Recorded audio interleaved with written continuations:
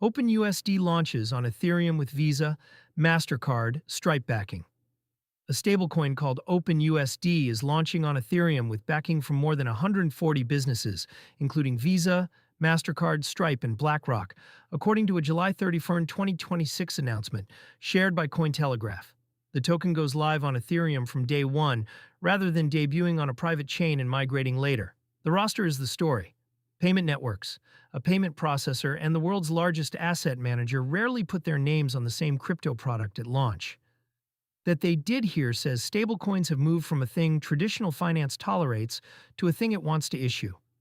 The backers carry more weight than the token. Most stablecoin launches ask you to trust an issuer you have never heard of. OpenUSD inverts that. Visa and Mastercard settle a large share of global card payments between them. Stripe processes payments for millions of businesses and bought stablecoin infrastructure firm Bridge in 2024. BlackRock already runs the tokenized money market fund BUIDL and helps back other dollar tokens. A consortium of that size lends the token distribution and credibility that a standalone issuer would spend years trying to build. A group of 140-plus members also changes the governance question. Single-issuer stablecoins concentrate control and counterparty risk in one company. A broad membership structure spreads it, though the exact reserve model, redemption terms, and who holds the collateral were not detailed in the launch post.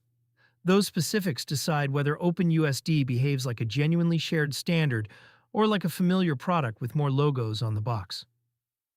Ethereum as the settlement default. Launching on Ethereum from day one is a deliberate signal. Some institutional tokens start on permissioned ledgers to keep transactions private, then bridge to public chains once the compliance path is clear. Going straight to Ethereum means OpenUSD is reachable by any wallet, exchange, or stablecoin spending app without a gatekeeper. It also puts OpenUSD in direct proximity to the existing dollar tokens that dominate Ethereum, chiefly USDC and USDT. A new entrant backed by Visa and Mastercard does not need to win on yield or novelty. It needs the two card networks and Stripe to route real payment volume through it. If even a fraction of their settlement flows onto the token, distribution alone could make it a top-tier stablecoin quickly.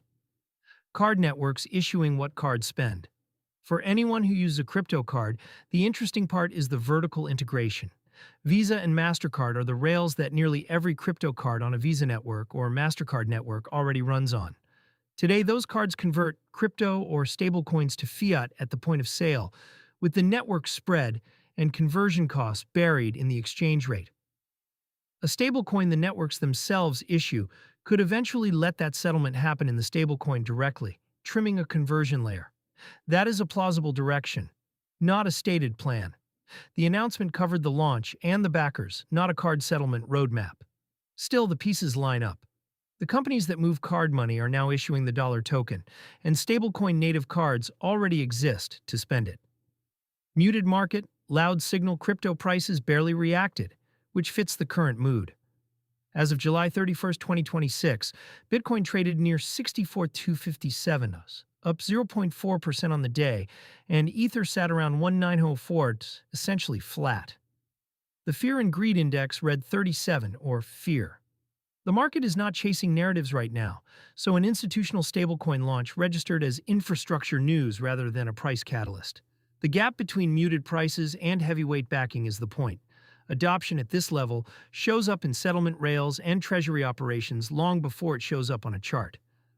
OpenUSD joins a run of traditional finance moves onto public chains, from tokenized funds to bank blockchain cooperatives, that are reshaping the plumbing while the tokens themselves trade sideways. What to watch next is disclosure. The reserve composition, redemption mechanics, regulatory registration, and whether Visa, Mastercard, and Stripe actually route settlement through OpenUSD will determine if this is a shared dollar standard or a well-branded addition to a crowded field. The names guarantee attention. The terms will decide the outcome.